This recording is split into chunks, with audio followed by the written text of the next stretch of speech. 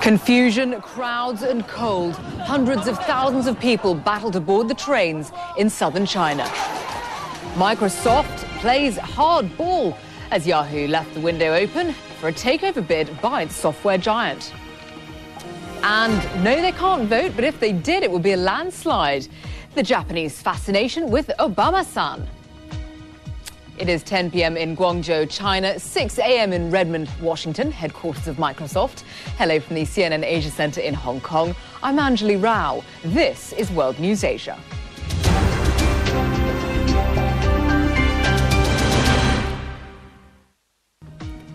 Well, millions of people are suffering during this crisis in China. It's a weather disaster of historic proportions. So what's the government doing about it? Hugh Riminton reports.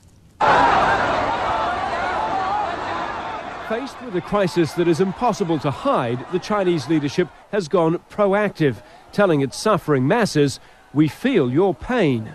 On Chinese TV, images of Prime Minister Wen Jiabao offering apologies to stranded travellers, inspecting the damaged power grid, being informed.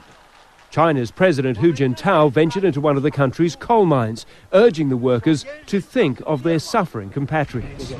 I hope, with the precondition of safety, you comrades can produce and provide more coal to relieve the current shortage and make a greater contribution for the maintenance of the proper functioning of our society and economy for our people.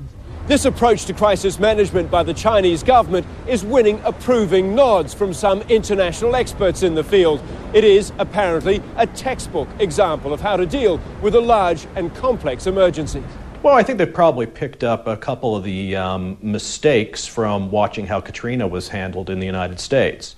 The Bush administration came under heavy criticism for its slow response to Hurricane Katrina, accused of being out of touch.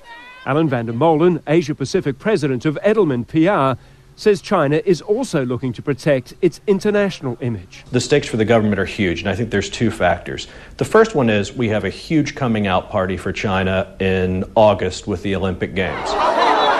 Anything that could tarnish the country's image before the Olympics must be dealt with swiftly, says VanderMolen. The other factor goes directly to the communist government's legitimacy.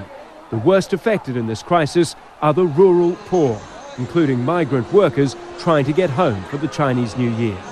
Largely excluded from the boom times in the cities, it is this massive population that Beijing most needs to keep on its side. Calming rural discontent is a central priority for the Beijing government. Hugh Riminton, CNN, Hong Kong.